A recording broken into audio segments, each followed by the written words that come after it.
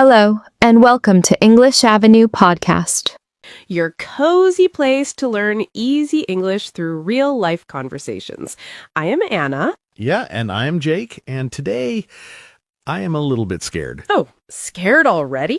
We just started. What happened? You happened. You gave me this idea. Jake, imagine one full day without your phone.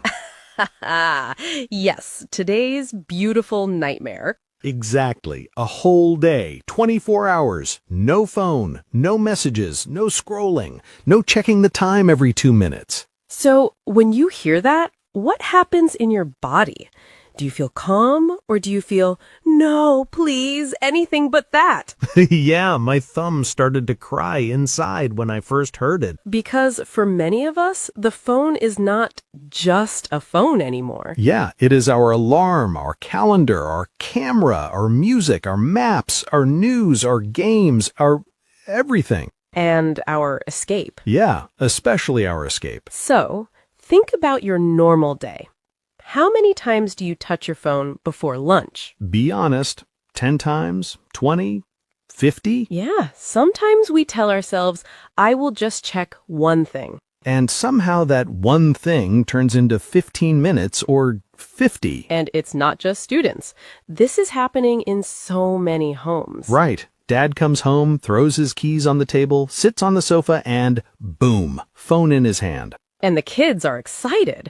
They want to talk about school, show their drawing, but Dad is in scroll mode. Or mom is in scroll mode, or both. 4 people in one room, 4 phones, 4 different worlds. So maybe you see this in your house.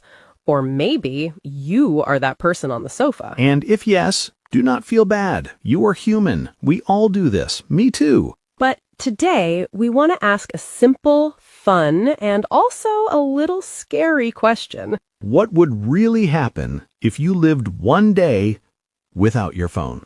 So, would your day be boring? Would it be peaceful? Would you feel lost? Or maybe more alive?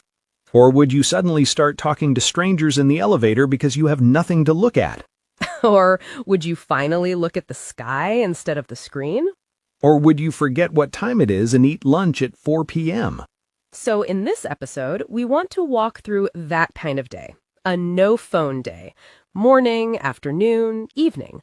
All the weird moments, all the quiet moments, all the, oh no, I usually use my phone for this moments. And we want you to imagine this day with us, not as a big rule or a strict challenge, just as a soft picture in your mind. We're not here to shout, phones are bad. Phones help us a lot. Yeah, we love our phones too. We just want to see what happens when we put them down. For one day. And don't worry about the English. This is a B1 level episode, so if you are intermediate, it's perfect for you. And if you are A2, you can still enjoy it. If some parts feel a bit fast, it's okay. You can listen again later. Your brain will understand more each time. So you don't have to catch every single word. Just stay with us. Feel the story. Feel the pictures in your mind. And if you like learning this way with real conversations and real feelings, please subscribe to the English Leap podcast and tap like on this episode. It really helps more learners find us. And in the comments, tell us, would you ever try a no phone day? Just yes or no is fine. Or you can write one sentence about how you think it would feel. And be honest. If your answer is, no way, I love my phone too much, you can write that too. We understand. Okay, so now imagine this. You go to sleep and you decide, tomorrow I will live one day without my phone. You plug it in, you put it far from your bed, and you close your eyes.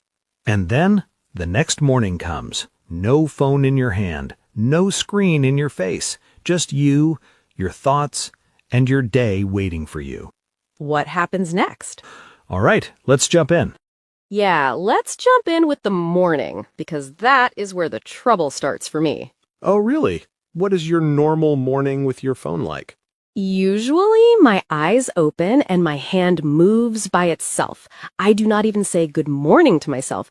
I just grab my phone and start checking things. Yeah, same. I used to be a little obsessed with my notifications in the morning. Obsessed, like your brain cannot stop thinking about something, right? Exactly. My first thought was not, how do I feel? It was, who wrote to me? Who posted what? Maybe you know this too. Before water, before breakfast, before anything, it is phone time. On a no phone day, that moment is very funny and a little painful. Yeah? What happened to you? My eyes opened, my hand moved to the bedside table, and then nothing. No phone, just air. Your hand grabbed the ghost of your phone. Yes, my brain was like, excuse me, where is our screen? And you couldn't check the time, right? Right. Usually I exaggerate and say, I checked my phone 1,000 times before breakfast.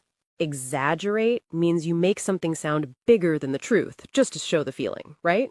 Yeah, it's not really 1,000 times, but it feels like that.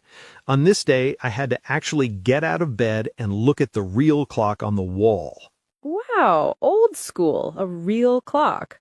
I felt like I was living in 1999.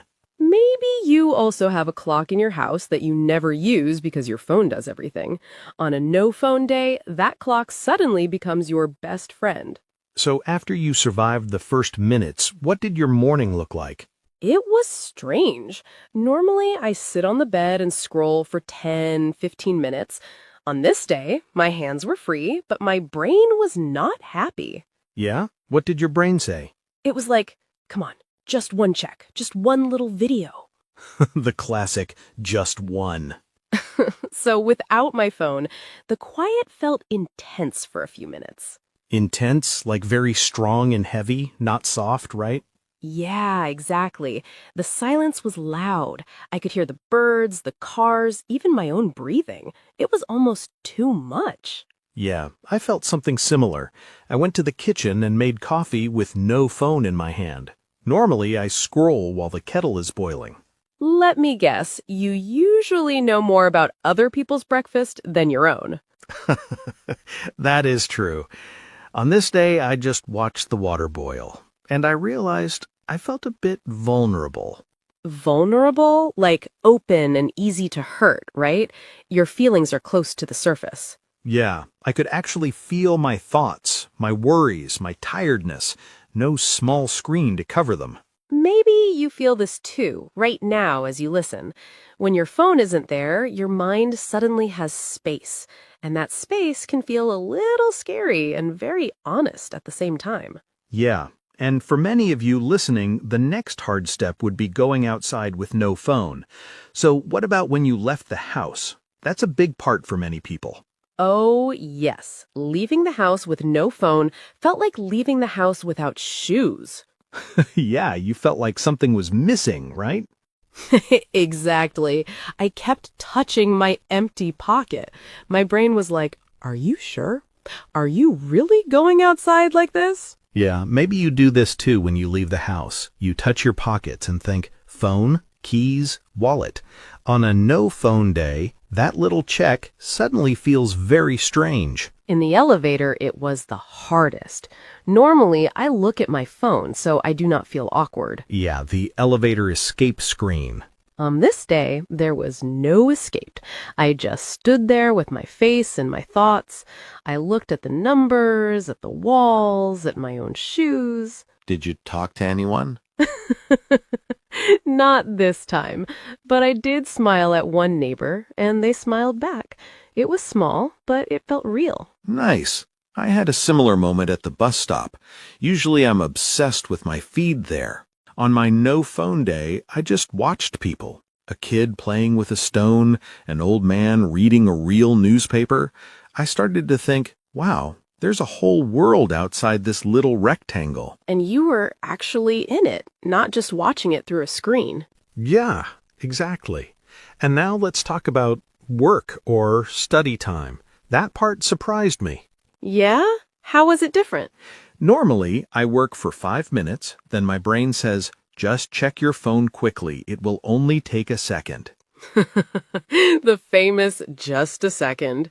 We all know that second is a liar. True, that second turns into 10 minutes and my focus is gone. So, on a no phone day, that second was not possible. Right. At first, my brain kept asking for it, but after a while, my mind started to calm down.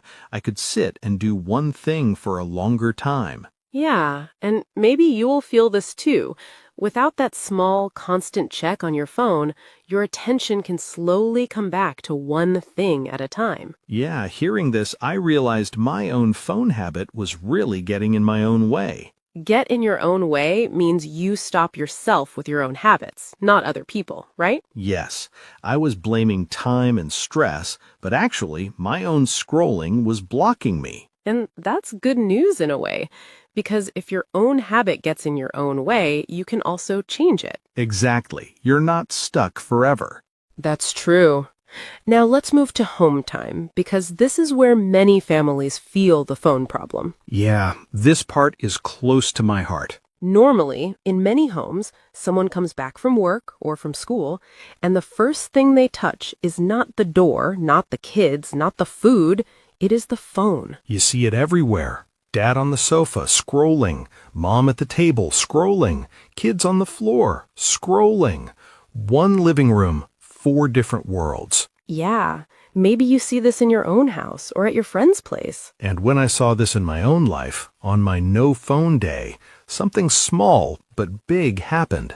I came home and my hand went to my pocket, but there was nothing. So what did you do? I actually sat down and looked at my family. My cousin was drawing. My aunt was cooking. We started to talk. Simple things. How was your day? What did you learn? Show me your picture. That sounds really nice. And I realized there's a funny contradiction here. Contradiction is when two things do not match, like together but lonely, right? Yeah, that is it. My phone connects me to people far away, but sometimes it takes me away from the people who are right in front of me. That sentence hurts a little, because it is so true. Yeah, it is true. And maybe you feel this too. You're in the same room with someone you love, but both of you are living in your own phone world. On a no phone day, that picture can change. Suddenly, eyes meet eyes, not screens. Yeah, and for me, it really changed later that evening. Something interesting happened to me. Oh, what happened? A friend asked me, "So, how's your day going without your phone?" And what did you say? Did you play it cool? At first, I wanted to play it safe and say, "Yeah, it's fine, just different." Play it safe means you choose the easy, safe answer, not the deep, honest one, right? Exactly. But this time, I stopped for a second. And you said something more real. Yeah, I said, "Honestly, it's hard. I feel restless. I keep reaching for something that is not there. But I also feel more here, more present." That's already a big change. When you stop playing it safe with your answers, you start to connect more. Yeah, and I felt that myself. Later that night, I had a longer talk with someone in my family. Tell us. We were sitting at the table, no phones, just tea, and I finally poured my heart out about how tired I felt from always being online. Pour your heart out means you say all your real feelings and you do not hide, right? Yes, I told them I felt pressure to answer messages fast, to be fun in chats, to post things, to look like I have it all together. And how did they react? They said, "I feel like that too." We laughed, we almost cried. It was simple, but deep. See? Sometimes one honest talk with no phones is more powerful than 100 messages. So after this day, I started to see my phone in a new way. Yeah? How did your view change? I saw how hard I was holding on to it. Hold on to something means you do not want to let it go, even when it is not always good for you, right? Exactly. My phone was like a safety blanket. I used it when I was bored, sad, nervous, everything. And on your no phone day, that blanket was gone. Right.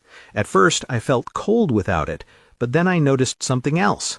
What did you notice? I started to wake up to how loud my phone was in my life. Wake up to something means you finally see a truth that was there the whole time, right? Yes, I woke up to the truth that my mind was always half inside the screen, even when I was with people, even when I was outside. Part of me was in the phone world. That is a big realization. Yeah, and on a no-phone day, you might have your own version of this. Maybe you wake up to how often you check the time, or how many times you open apps without a reason, or how different your family feels when everyone is really there. And it doesn't mean you must delete everything forever. We are not here to shout rules. Yeah, it just means you can choose, you can notice, you can change small things. Yes, maybe for you, the first step is simple. No phone at breakfast, or no phone in the bedroom, or one evening a week with airplane mode. Yeah, and you can try your own mini no-phone day, or even a no-phone half day, and see what happens. Notice how you feel. Notice what is hard. Notice what is nice. And maybe, little by little, you'll start to write a new story with your phone, instead of letting it write your story. And who knows, you might even find that the best parts of your day are not inside the screen at all, but right in front of you. Yeah. And before we finish, let's slow down and look at some strong words we used today. Our little word tour. 10 words from this episode with calm meanings and simple examples. Yes, you can just listen or repeat after us if you like. No pressure. All right, let's start. First word, obsessed. When you are obsessed, your brain cannot stop thinking about something. It is always in your mind. For example, in the morning, I was obsessed with checking my notifications. Or, my little brother is obsessed with one game. He talks about it all day. You can repeat, obsessed. Next one is exaggerate. When you exaggerate, you make something sound bigger or stronger than the truth to show the feeling. For example, sometimes I say, I checked my phone 1,000 times today. I exaggerate, but it feels like that. Or, he exaggerated the story and made it sound more dramatic. Repeat, exaggerate. Now a feeling word, intense. When something is intense, it is very strong and heavy. It is not soft or light. For example, on my no-phone day, the silence in the morning felt intense. Or, the movie was so intense that I could not relax. You can repeat, intense. Next one is vulnerable. When you feel vulnerable, you feel open and easy to hurt. Your feelings are close to the surface. For example, walking without my phone made me feel vulnerable, like I could not hide. Or, she felt vulnerable when she talked about her fears with her friend. Repeat, vulnerable. Now a thinking word, contradiction. A contradiction is when two things do not match or agree. They cannot both be true in the same way. For example, it is a contradiction that phones connect us but sometimes make us feel lonely. Or, saying I love you but never calling is a contradiction. You can repeat, contradiction. Now, a phrase. Play it safe. When you play it safe, you choose the easy, safe option. You do not take a risk. For example, when people ask, how are you? I play it safe and say, I'm fine. Or, he played it safe and did not share his real opinion. Repeat, play it safe. Next phrase, get in your own way. When you get in your own way, you stop yourself with your own habits or thoughts. Other people are not the problem. You are blocking yourself. For example, I wanted to focus, but my phone habit got in my own way. Or, she gets in her own way by doubting herself too much. You can repeat, get in your own way. Now, a very emotional phrase, pour your heart out. When you pour your heart out, you share all your real feelings. You do not hide your emotions. For example, with no phones, he poured his heart out about how stressed he felt. Or, she poured her heart out in her journal after a hard day. Repeat, pour your heart out. Next one, hold on to something.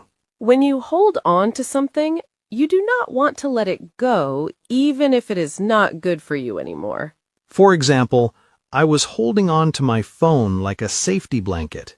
Or he still holds on to old messages that make him sad. You can repeat hold on to.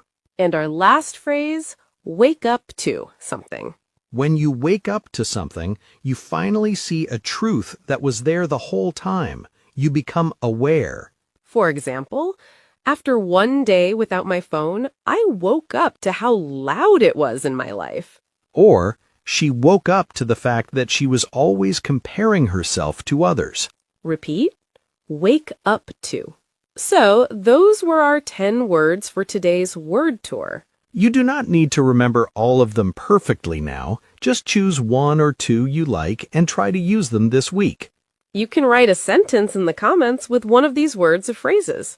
And of course, you can always come back, listen again, and wake up to even more meaning the second time. Yeah, every time you listen, your brain catches one more word, one more idea, one more feeling. And if today's episode made you think about your own phone habits, that is already a big step. No pressure, just awareness. You are doing great just by being here, listening and learning in English. We're really proud of you. All right, we'll let you go and live your real life now, maybe with your phone a little bit further away. Yes, this is Anna. And this is Jake. And you've been listening to the English Leap podcast. Bye! Your progress doesn't end here. To continue advancing your English skills, click on the next video or explore the additional videos we've thoughtfully selected for you.